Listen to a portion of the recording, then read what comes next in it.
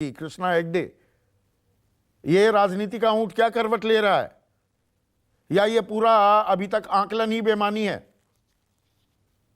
देखिए, ये आकलन ही बेमानी है, क्योंकि कांग्रेस जो है उसकी आप पार्टी के साथ नहीं जमती, टीआरएस के साथ नहीं जमते, बिजू जनता दल के साथ नहीं जमते, वाईआरएस के साथ नहीं जमती है, आम आदमी पार्टी के साथ नहीं जमते, तो साथ में आएंगे कैसे?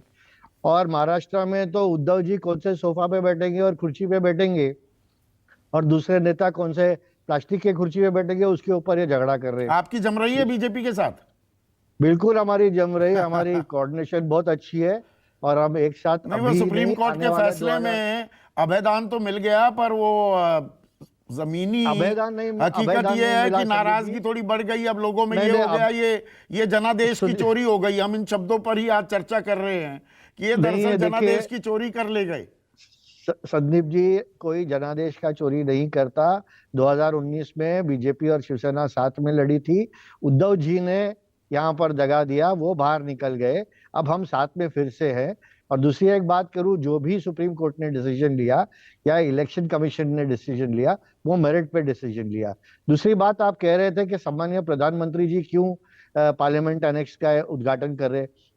मेरे जो लोकसभा का जो प्रिसाइडिंग हेड है, स्पीकर ओम बिरला जी, उन्होंने उनको न्योता दिया, तो उन्होंने किया। इसके पहले इंदिरा जी ने भी किया, उसके पहले राजीव जी ने भी किया। क्या ये किया? गुरदीप सप्पल जी भी जानते, क्या जो किया? पार्लियामेंट एनेक्स का बिल्डिंग 1975 नए संसद भवन का उद्घाटन हो रहा है। देखिए, शब्दों में मत खेलिए। पार्लियामेंट और पार्लियामेंट के एनेक्स, ये दो अलग चीजें होती हैं। जो 1987 में पार्लियामेंट का लाइब्रेरी नहीं, आप वही तो शब्द जोड़ रहे हैं ना। ये नए संसद भवन का उद्घाटन है। नहीं किया ना, राजीव जी ने किया। तो मतलब राष्ट्रपति द्रौपदी मुर्मू को ना बुलाना कोई बड़ी दिक्कत की बात नहीं है, ये बात का बतंगड़ बनाया जा रहा है। जैसे बीजेपी के प्रवक्ता जी ने कहा कि क्या सबूत है कि नहीं बुलाया। सुबह से खाली विपक्ष बोल रही है, विपक्ष क्या क्या मतलब ये इतनी बड़ी गोपनीय जानकारी है, देश के फर्स्ट सिटीजन को न्योता दिया गया या नहीं दिया गया, ये अभी गोपनीय है। ऑफिशियल सीक्रेट एक्ट लगी हुई है इस जानकारी पर, कार्ड छप गए हैं भाई। आप इतने जल्दी में क्यों है? सरकारी खुलासा करेगी, सरकारी बताएगी, आपको 28 मई को दिखाई देगा। दूसरी बात मैं कहना चाहता हूँ, ये ऑर्डिनेंस के बारे में आप कह रहे थे, हमें अगला सवाल वही था। तो अरविंद केजरीवाल जी जो कमेटी में बैठे हैं, जहां पर उनका चीफ सेक्रेटरी और प्रिंसिपल सेक्रेटरी होम डिपार्टमेंट भी बैठे हैं, तो अरविंद केजरीवाल जी बताए कि या वो उनके, मतलब सुप्रीम कोर्ट ने गलत फैसला दिया था, अधिकार मुख्यमंत्री को दे दिए थे। अरे सुनिए तो सही। अरविंद केजरीवाल जी ये बताए कि वो अपने चीफ सेक्रेटरी पे विश्वास नहीं करते, क्या प्रिंसिपल सेक्रेटरी हो? अरे भाई, ये तो वो खुलासा तो करे। वो आपके हिसाब से सुप्रीम कोर्ट ने सीधे हक उधर दे दिए, आप अध्यादेश ले आते हैं। सुप्रीम कोर्ट का फैसला, इसका मतलब आप नहीं मान रहे और आप जनादेश को नहीं मान रहे, उस बिना पर यह फैसला हुआ था। अरविंद केजरीवाल जी किसके ऊपर भरोसा नहीं करते, वो तो बताए।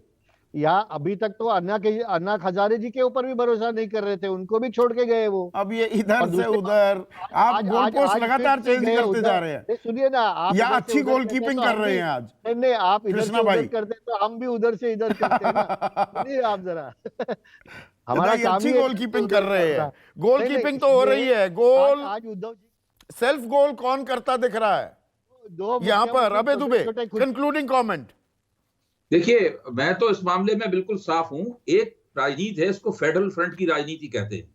ये राजनीति उस जमाने में शुरू हुई थी, भले उसका नाम ऐसा ना हो, जब कांग्रेस थी और वो क्षेत्रीय शक्तियों के जो अधिकार थे, उन अधिकारों को कुचलती थी कांग्रेस। तो कांग्रेस के खिलाफ क्षेत्रीय शक्तियां गोलबंद होती थी। उस वक्त भाजपा ने उसका फायदा उठाया। आज भाजपा वही काम कर रही है। क्षेत्रीय जो गैर भाजपा शक्तियां हैं, जो मुख्य तौर पर क्षेत्रीय शक्तियां हैं, उसको उनके अधिकारों को भाजपा कुचल रही है। अब सवाल यह है, तो ये विपक्ष के जुड़ाव का बड़ा कारण बन सकता है क्या, या दूर की कौड़ी है? नहीं, देखिए, कांग्रेस के अलावा जितनी भी राजनीतिक शक्तियां हैं, वो सब एक मंच पे आ जाएंगी। कांग्रेस को फेडरल फ्रंट की राजनीति से हमेशा उलझन होती है, ये कोई नई बात नहीं है। गुरदीप सप्पल, आपका रिस्पॉन्स सही कह रहे हैं क्या अभय दुबे? देखिए, अभय दुबे जी जो कह रहे हैं उनकी राय हो सकती है। कांग्रेस ने सीरियस कदम उठाए हैं विपक्षी एकता के लिए, लेकिन ये जो परंपरा चल रही है, अभय दुबे जी भी कह रहे हैं, आप भी कह रहे हैं, आज ही करिए, अभी करिए, वो नहीं होता है। कबीरदास जी का दोहा है ना कि धीरे धीरे रे मना धीरे सब कुछ होए, माली सींचे 100 घड़ा, रुत आए फल होए, रुत आएगी फल सामने आ जाएगा, रुत आएगी प्रोसेस तो फल शुरू भी है। सामने आएगा। गुरु प्रकाश, लास्ट कमेंट। चिंता की लकीरें हैं माथे कबीर दास का पर ये भी या दुआ है, कबीरा ये विपक्ष की समस्या, इनको उलझने दो। आखिरी कमेंट में भी संदीप जी आपको बोलना आवश्यक अरे है। भाई सवाल तो पूछूंगा। कबीरदास का ये भी दोहा है, हाँ। कबीरा खड़ा बाजार में मांगे सबकी खैर, ना काहू से दोस्ती ना काहू से बैर।